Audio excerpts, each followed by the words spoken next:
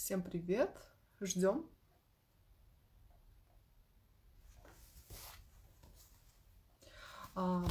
Тему напишу: мастурбация.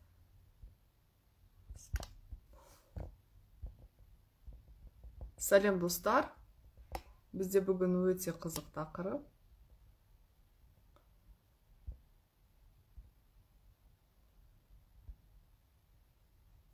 Ждем Ержана.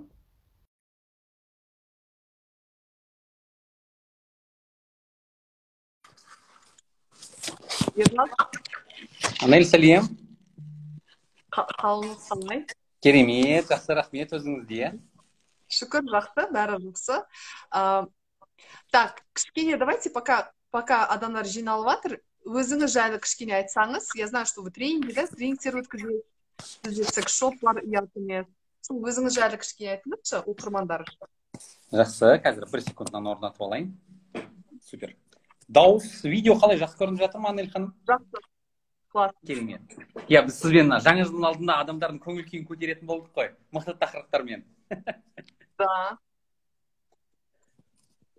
Өте маңызды тақырып бүгін мастурбация, бірақ мастурбацияға дейін өзіңіз жайлы айтыңыз кішкене. Я, енді менің атым Ержан, достарым, қош келдіңіздер, қайырлы кеш. Барлықтарыңызды көруге өте қуаныштымын. Бүгін Анель ханыммен бірге сіздерге мықты тақырып өткіземіз, Құдай қаласа. Мен өзім кәсіпкермін. Соңғы 5 жыл бойы Ифраше косметика дүкендерін дамытып жатырмын. Қазіргі уақытқа 8 қалада 9 дүкеніміз бар. Оған қоса әйелдер киім дүкені ашылды, жақында ғана Ого-го шоп деген дүкеніміз ашылды. Онымен бірге мына ұят емес жобасы бар, қарым-қатынас күшейту орталығы. Біздің мақсатымыз Қазақстанға бұрын айтылмаған, жабық болған тақырыптардың барлығын көрсетіп, халыққа осы қарым-қатынастарына қалай әсер етуге болатынын көрсету, да сол жолды көрсету, дүниеде бұл технологиялардың қаншалықты дамығандарын көрсету, және өздерінің енді арасында қарым-қатынастарын күшейту. Бұмен бірге енді соңғы 6 жыл бойы тренингтер өткізіп келе жатырмын. Алғашқы 3 жыл бұл халық алдында сөйлеу курстары болатын. Қазақстан, Ресей, Украина, Израиль оқыған жерлерім және тренингтерді өткізген жерлерім. Соңғы 3 жылда стресс тақырыбын зерттеп жатырмын. Стресс, психосоматика, депрессия.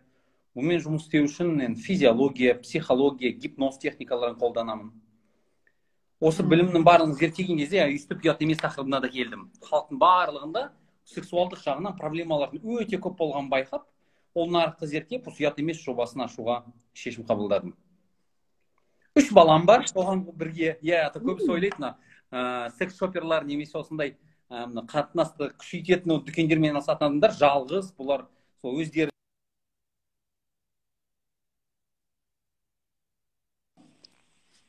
Бір, екі, үш.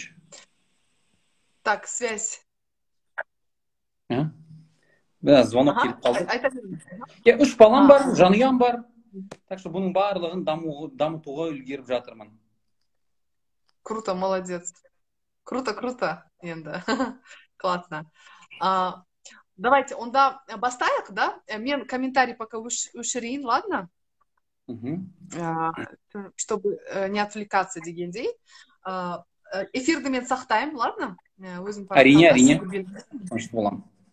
Бізде бүгін тақырып мастурбация. Мастурбация, көбісі түсінбейді, да? Мастурбация это өз-өзін қанағаттандыру. И көбісі сұрақ келгенде көбісі, пишут, вот так вот, дрочит, да? Еще пишут, драшит, да, дрочит. Чтобы все понимали, бәрі түсіну үшін.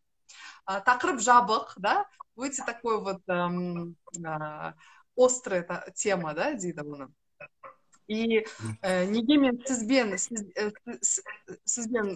эфир жасайын деген себебі бірінші сіз ерксіз, да, еркек, потом сізде секс-шоп бар, яғни сіз осы салада уже профессионалсыз, сізде адамдар келеді, да, түрлі сұрақтармен, то есть сізде оны жақсы білесіз. И өзіңіз еркек болған соң сізге как-то оңай, да, осы тақырып, потому что әйелдерге мастурбация, да, өз-өзін қанағаттандыру. Мен көп айтам, и мне это ближе, да, маған, потому что маған ол түсінікті әйел ретінде. Сіз еркек, еркісі жағынан айтсаңыз, себебі осындай сұрақтар өте көбінесе еркектер сұрайды, жігіттер сұрайды. Әрине. Давайте бастайық. Бірінші тақырып, мастурбация, да, жайында. Вообще ол пайдалы ма, зиян ба? Бұл тақырып біздің елімізде, тек қана бізде емес, негізі дүние жүзінің барлығында мастурбация тақырыбы бұл өте жеке, өте интимді бір мәселе болғандықтан бұл жабық бір тақырып. Бірақ сонда да соңғы 50 жылда бұл саны зерттеу ішінде өте көп жұмыстар жасалған. Бұның пайдасына, зиянына келетін болсақ, әр нәрседе енді өзінің бір мөлшері маңызды. Әрине, адам баласы мастурбациямен азаннан кешке дейін айналысатын болса, әрине зияны болуы мүмкін. Өйткені бұл жақта психологиялық өзгерістер басталуы мүмкін. Бірақ, мөлшері нормада, енді бір күнделікті нормадан аспайтын бір мөлшерде болатын мастурбацияның ешқандай зияны жоқ. Әйтеуір бұның зияны бойынша ешқандай зерттеулер мен негізі тұрақты түрде қандай тақырып болса да бұны дүние жүзінің порталдары бар, ғылыми зерттеулер жиналған. Сол жақтарда мастурбацияның зияны туралы ешқандай зерттеулер таба алмадым. Медицина жағынан да, психология жағынан да зерттеулер таппадым. Сондықтан мастурбацияның зияны бар деп ойламаймын. Пайдасына келетін болсақ, әрине пайдасы бар. Қандай пайдасы бар? Енді еркектік жақтан айтатын болсақ, еркектің шәуеті тұрып қалмайды, спермасы тұрып қалмайды. Өйткені әсіресе тұрақты партнер болмаған адамдар үшін бұл өте маңызды. Өйткені сперма шәуеті тұрып қалған кезде ол шіри бастайды. Ішіңізде әр нәрсе адам баласында дұрыс жасалған ғой, баланста жасалған. Бұл айналып тұру керек, ауысып тұру керек. Және анализді тапсыратын болсаңыздар, құрметті қонақтар, спермограмма деген анализ бар. Бұл не көрсетеді? Бұны урологқа барып тапсырасыздар. Бұл сіздердің шәуеттеріңіздің, спермаларыңыздың қаншалықты активті екенін көрсетеді. Актив дегенімізде қаншалықты бала жасауға мүмкіндіктеріңіз бар екенін көре аласыздар. Өйткені бұл мәселе, мысалы, бізде еркек кісілер урологтарға да бармайды ғой. Өздері кейін көбінесе бала көтермеуде әйел баланы кінәлайтын. Бұрын солай болатын. Ал қазір статистиканы көретін болсақ, 2/3-сі, еркектердің 2/3-сі бала жасауға мүмкіндік жоқ екен. Это дүние жүзінде ма, или Қазақстанда айтып жатсыз? Бұл СНГ, мен қазіргі СНГ жағын айтып жатырмын. Енді мен тапқан зерттеулерде солай. 3/2-сі Қазақстанда да солай, еркектің 3/2-сі бала жасауға мүмкіндік жоқ екен. Бұл да сол шәуеттің тұрып қалуынан да болуы мүмкін, ішіп жегеннен де болуы мүмкін, спортпен айналыспағандықтан да болуы мүмкін. Әсіресе қазір жұмыс орнында отырып тұрамыз ғой. Сондықтан жамбасымыздың айналымыздағы қан айналымы өте төмен. Сондықтан простата проблемасы бар еркектерде. Бұның барлығын профилактикасы ретінде еркектік мастурбация қолданылуы мүмкін. Бұл денсаулық жағынан. Ал енді психологиялық жақтан қарайтын болсақ, мастурбация адам баласын өз-өзін тануға көмектеседі. Өйткені өзін қалай ләззат алатынын, өзінің денесінің қай жақтарының әсер ететінін түсінген еркек қана әйел баламен қарым-қатынасқа келген кезде бұмен бөлісіп, өзін танып, өзінің жыныстық партнерін да тани алатын болады. Сол пайда да бар. Негізі плюстарын зерттейтін болсақ, плюстар өте көп. Стресстен де айырылуға көмектеседі кейде. Өйткені бұл физиологиялық бір процесс қой. Процесс болғандықтан және адам баласына бітірген кезде процесті, шәуеті шыққан кезде ішінде гормондар бөлінеді, бақыт гормондары бөлінеді, бір көңіл күй гормондары бөлінеді. Бұның барлығы адам баласының көңіл күйін көтеруге тікелей әсер етуі мүмкін. Да, келісем шынымен. Бұл әйелдерге де байланысты деп ойлаймын. То же самое, дәл осындай. Шәуеттен басқа, именно спермадан басқа, все то же самое әйелдерде де. Келесі сұрақ, это... давайте келесі сұраққа бармағанша айтайын. Мөлшерін дездіңіз, да? Мөлшер. Көп болмау керек, да? Вот көп дегенде, ну ладно, күнделікті, это тоже норма болу, да? Күнделікті. Сіздің пікіріңіз қаншалықты вот прям көп деп ойлайсыз күніне? Бұл жақта қараңыз, басқа бір индикатор болуы мүмкін, Анель ханым. Негізі, бұл қаншалықты, бұл темпераментке байланысты, денеңіздің қаншалықты бір денсаулығыңызға байланысты, көп нәрсеге байланысты. Бұл жақта не маңызды? Адам баласы, немесе еркек мастурбация жасаған кезде, бұны еш ойламай, ләззат алмай, тек қана физиологиялық тұрғыға, тек қана механикалық түрде жасай беретін болса, онда бұл көп деп ойлаймын. Негізі өйткені бұның бір нақты бір, сіздер 20 граммнан көп бітірсеңіздер, ол көп, аз деген мәселе жоқ. Егер бұл процесс барысында ләззат алу процесі болмаса, немесе бұны түсіне тұрып жасамайтын болсаңыздар, егер механикалық түрде күннен күнге жасала беретін процесс болса, онда бұл әрине бір күрделі мәселе. Бұны зерттеу керек, неліктен жасап жатсыздар. Ол да маңызды ғой. Не үшін болып жатыр, бұл қалай болып жатыр, бұның себебі неде? Бұның барлығын зерттеуге болады. Зерттеу үшін это вот тоже там уролог маманына бару мүмкін. Уролог маманына баруға болады, психологқа баруға болады. Мысалы, кейбір еркектер әйел баламен қарым-қатынасқа түскісі келмейді, бірақ неден? Бұл түскісі келмегендіктен емес, қорққаннан болуы мүмкін, немесе өмірлерінде жаман негативті тәжірибе болғандықтан болуы мүмкін, иә? Сондықтан өздерін тек жалғыз болған кезде күшті сезінеді, және тек мастурбациямен айналысады. Әйел кісілерден қорқатын кісілер, еркектер бар. Әйел кісіге өзін көрсете алмайтын еркектер бар. Немесе ең үлкен бір еркектердің қате сенімділігі неде? Әйел балалар тек қана ақшасы бар еркектерге қарайды дейді да. Әйелдермен таныспайтындар бар. Және өздерін қандырады. Осындай мәселелерді байқаған кездеріңізде әрине тексерілу керек, уақыт жоғалтпау керек. Ну тут как бы қосатыным, шынымен мен байқағаным, көптеген жас жігіттер, олар қыздармен қалай сөйлесу керек, қалай танысу керек, қалай қарым-қатынас құру керек білмейді шынымен. Мен байқадым.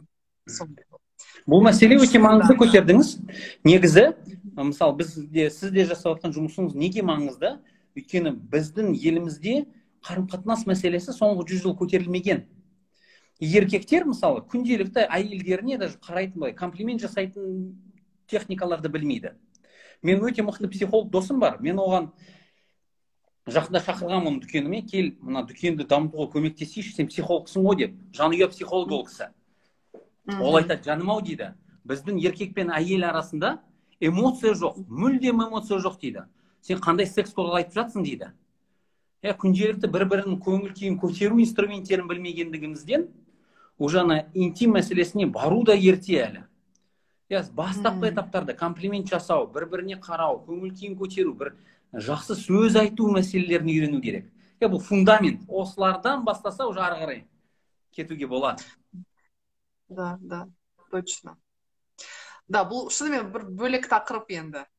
Да, қарым-қатынас. Үлкен бір бөлек, әрине. Окей, екінші сұрақ келесі, тоже жас жігіттерден көп келеді. Сперма бітіп қала ма? Бұл қаным бітіп қала ма, түгілген кезде мен сілекейім бітіп қалады ма деген сұрақ сияқты ғой. Әр нәрсе, достарым, Құдайға шүкір, біздің денемізде табиғатпен, Алла тағаламен қалай жаратылған, бойымызда әр нәрсе қалпына келіп тұрады. Адам баласында психикасы да солай, денсаулығы да солай. Қандай нәрсе болса да, сіздер өзіңізге дұрыс қарап, өзіңіз бір әрекет жасасаңыз, ниеттенсеңіз, талпынсаңыз, әр нәрсе қалпына келеді. Сондықтан спермада солай, бұл әрдайым бөлініп тұрады. Оның бітіп қалу деген мәселесі жоқ. Қызық нәрсе айтып кеткен сізге, Анель ханым. Былтыр Францияда болған кезімізде, ол жақтағы ғалымдармен біздің мұғаліміміз, бұл 40 жыл бойы психотерапиямен айналысқан хирург бір кісі, Жанбекеу деген кісі, сол айтады дейді, еркектердің дейді, климаксы, әйелдердің климаксы сияқты бар ғой, еркектердің жыныстық қатынасқа кіре алмау мәселесі, бұл тек қана неден? Біздің психологиямызда дейді. Өйткені физиологиялық тұрғыда ер кісі 60-та, 70-та, 80 жасында да қарым-қатынасқа кіру мүмкіндігі бар екен. Да. Тек қана мұнда внушение, сенімділік және өз өміріне қарым-қатынас. Да, шынымен солай, да, согласна. Құдай қаласа, 50 жылдан кейін тағы бір эфир өткізейік. 80 жаста ол мүмкін ба, мүмкін емес па екен, мен сізге ашық айтамын. Менде енді менің жеке жоспарым сонда енді. 90 жастан 100 жылға дейін активно. Иншалла. Так, окей, рахмет жауабыңызға. Келесі сұрақ, бұл мастурбация, яғни өз-өзін қанағаттандыру, балалы болуға зияны немесе қаупі бар ма? Балалы болуға зияны. Осы сұрақты кішкене ашсаңыз, Анель ханым, оның қандай зияны болуы мүмкін? Қаупі. Менің ойымша, бұл кішкене енді алдыңғы екі сұраққа байланысты.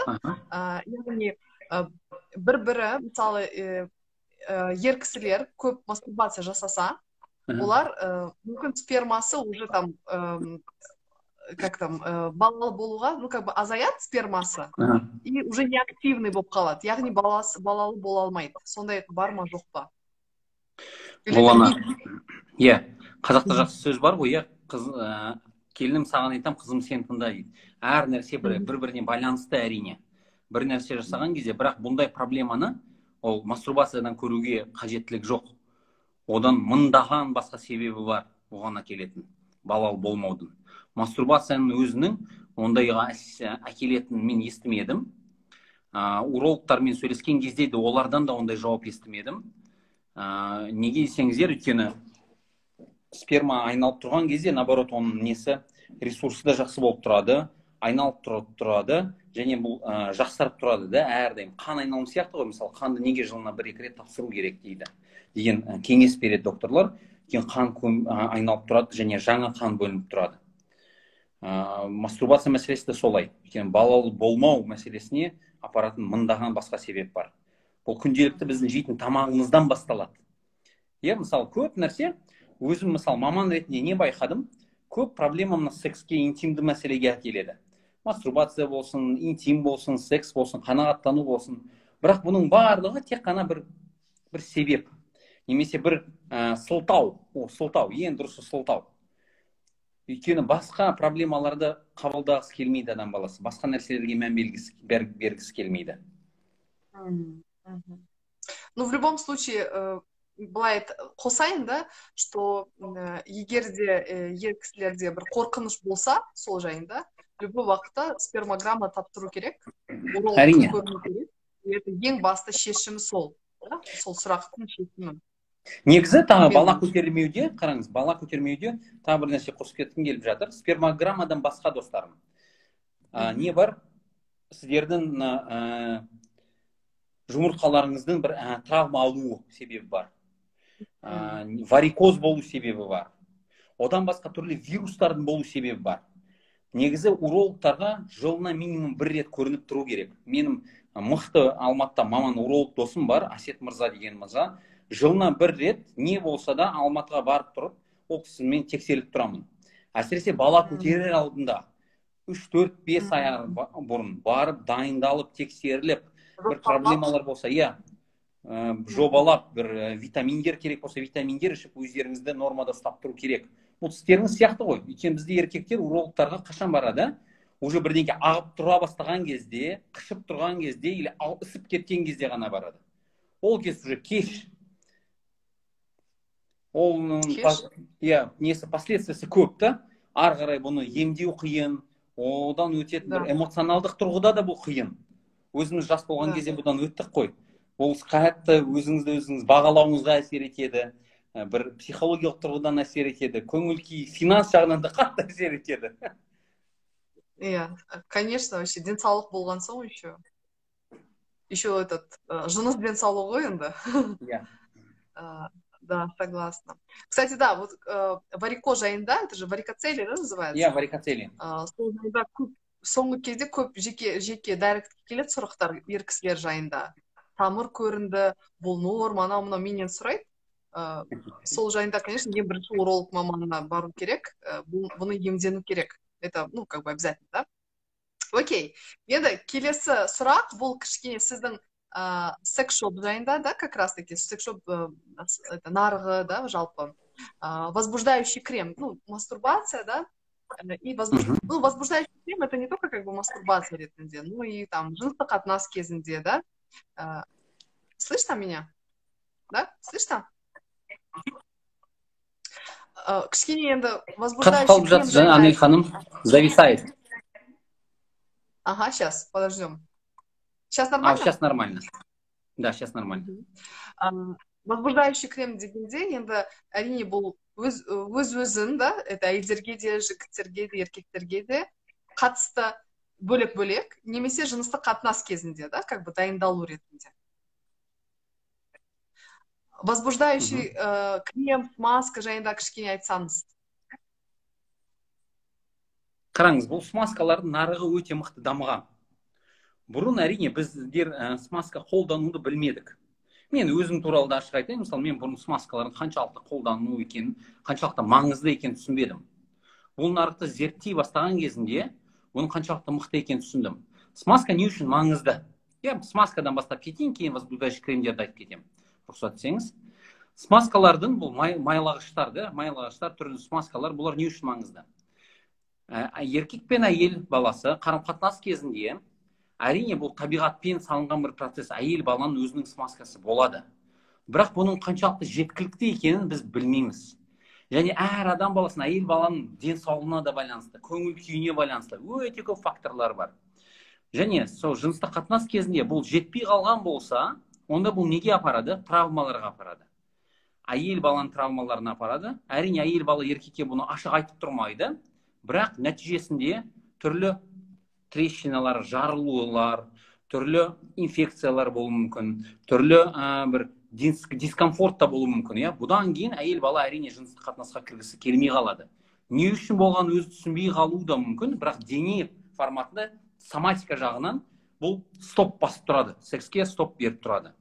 Сондықтан смазкалар сіздердің қарым-қатынастарыңызды күшейтеді, травма деңгейін түсіреді, және сіздердің вирустық түрлі антисептикалық смазкалар да бар ғой. Сіздерді вирустардан қорғануға қосымша көмек болуы мүмкін. Бұл классикалық смазкаларды айтатын болсақ. Бұған қоса аралды смазкалар бар, оны білеміз. Бұлар табиғи ресурстардан жасалған смазкалар. Бұлар дәм беріп тұрады, және сіздердің аралдық жыныстық қатынаспен айналысуларыңыз үшін көмек беретін смазкалар.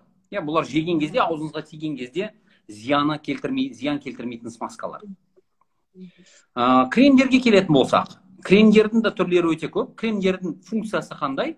Бұл кремдер сіздердің потенцияларыңыз төмен болған кезде, немесе жалпы жыныстық қатынастарыңызды күшейтуге арналған. Бұлардың барлығы екі түрлі эффект береді. Біреулері ысытып, қан айналымын күшейтеді, сіздердің жыныстық органдарыңыздың айналысында.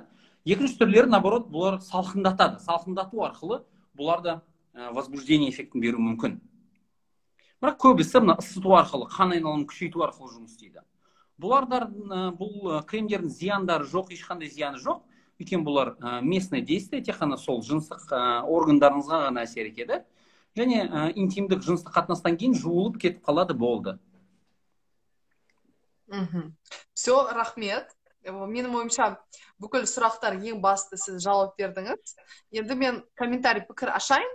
Келген сұрақтар 5 минут, да, примерно 5 минутта. Посмотрим, если успеем. Так, достар, сұрақтарыңызды қойыңыз. Желательно тақырып бойынша болса жақсы болар еді.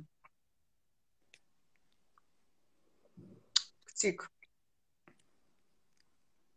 Эфир сақталады. Комментарий нету, да? Жоқ па? Енді қостыңыз ғой, жазып жатқан шығар адамдар.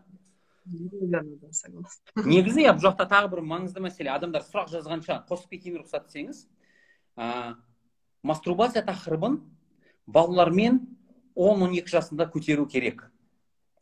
Өйткені ол кезде уже бала, қыз болсын, еркек болсын да өзгерістер басталған кезде бұның не үшін болғанын түсініп тұру керек бала, қорқып кетпеу үшін.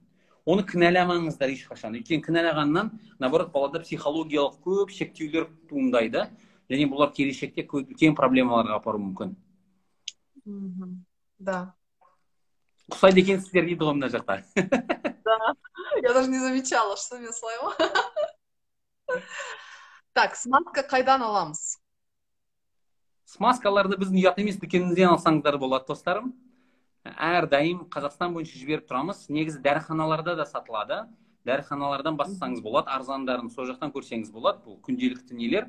Бірақ жақсы смазка алам десеңіздер, мықты смазка алам десеңіздер, бізге хабарлассаңыздар болады. Өйткені бізде ресейлік товардан бастап, европалық, америкалық товарға дейін барлығы бар. Именно осы тақырып жайында сұрақтар болса жақсы болар еді біздің.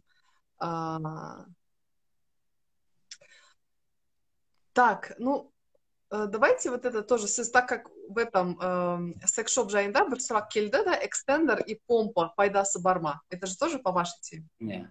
Мұстафа Мырза, сұрағыңыз керемет. Негізі экстендер бұл әрине профессионалды бір құрал жабдық. Бұны сіздерге тек қана урологтың советімен, урологтың айтқан сөзімен ғана қолдануға болады. Бұлар қымбат, 100 мың айналасында басталады бағасы. Бірақ бұлар әрине сіздердің мүшеңізді үлкейтуге көмектесе алатын құрал жабдық. Әрине бұл 10 сантиметрге өсіп кететін жағдайды көрмедім мен, бірақ кішігірім өзгерістер болуы мүмкін. Помпалардың қандай пайдасы бар?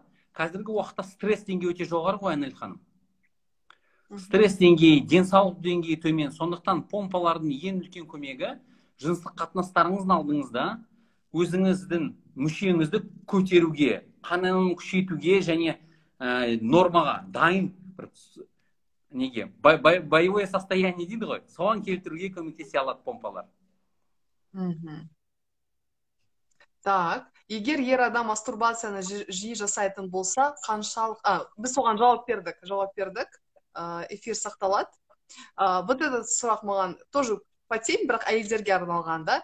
Қынапты кішірейту жайында, вот по секс-шопам я знаю, что сіз тренажерлар сатасыз, крем, да, есть сужающий, бұл жайында айтсаңыз? Иә. Әйел балаларын біздің дүкенімізде негізі ең көп сатылатын товар қандай? Бұл интимдік бұлшықеттерді күшейтуге арналған тренажерлар. Бұны бұрын біз білмедік, да, қазір қатты өте мықты дамып жатыр. Әйел балаларын 40 жастан бастап өте көп проблемалар басталатын білеміз. Және Қазақстанда әйелдердің барлығын бала туатын білеміз. Сондықтан міндетті түрде өздерінің денелерін жаттықтырған сияқты да, жыныстық бұлшықеттерін жаттықтыру керек деген шешімге келді халықтың барлығы, және бізге гинекологтар клиенттерді өте көп жіберіп тұрады. Бұл әрине сіздердің қынаптарыңызды күшейтуге көмектесетін құрал жабдықтар. Бір. Екінші мәселе әрине кремдер бар, сужающий крем. Бұлар да сужающий, бірақ кремдердің ұзақ уақытқа әсер етпейтін мәселесі бар. Бұлар қысқа мерзімді эффект береді, немесе профилактика ретінде қолданылады көбінесе. Ең дұрысы физиологиялық жаттығулар жасау. Мына Анель ханым өткізетін курсы бар, білесіздер достарым, соған жазылып, оны қалай жасайтын үйреніп алсаңыздар, бұның барлығынан нәтиже ала аласыздар. Все, рахмет. Так, сейчас по теме қарайын, да, тағы қандай сұрақ? Давайте тогда бір сұраққа ответим. Так, давайте этот как бонусом айтсаңыз, этот сұрақ Тигенов, да? Да, вижу, как раз оқып жатырмын бұны. Төсекте қызбен болдым. Не то. Не то, sorry, это не то. Или удалили. Сейчас, подождите. Я хочу вот именно именно көп келетін сұраққа хочу этот. Его удалили? Өшірген екен. Сейчас, подождите, секунду, что у меня тут зависает.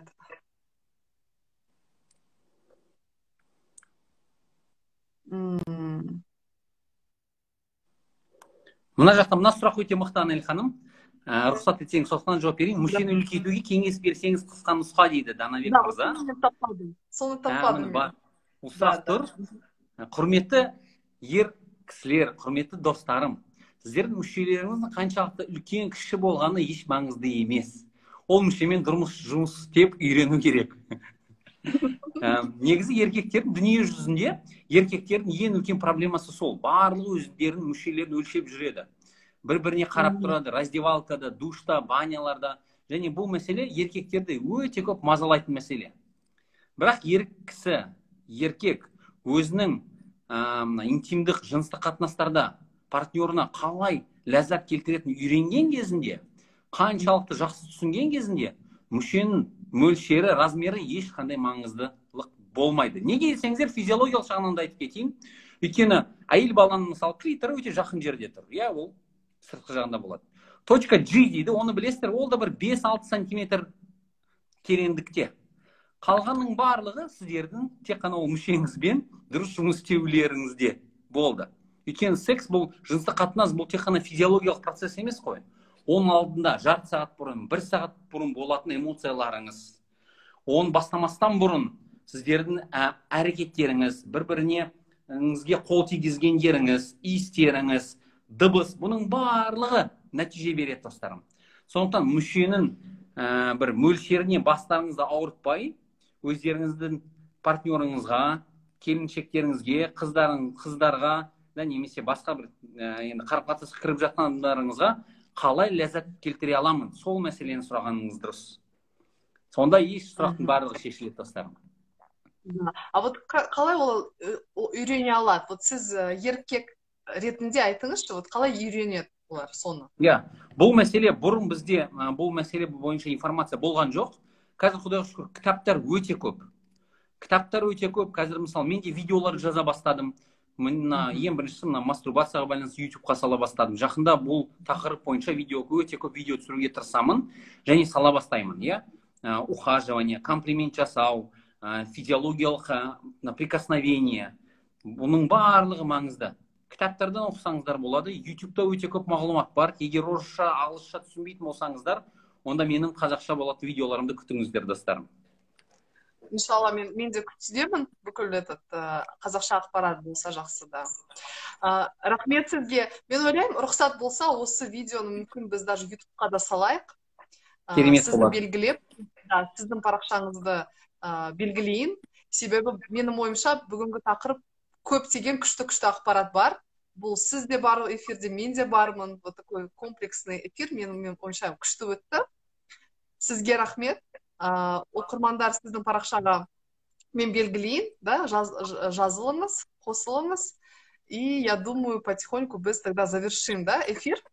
Келістік, Анель ханым. Сізге үлкен рахмет. Өте маңызды тақырыптар көтеріп жатсыз. Өзіңіз әйел ретінде ашық сөйлесіп жатсыз. Өйткені Қазақстанда негізі әйелдерге бұл тақырып өте маңызды. Өйткені жыныстық қатынаста ләззат алмаған әйел өмірден ләззат ала алмайды.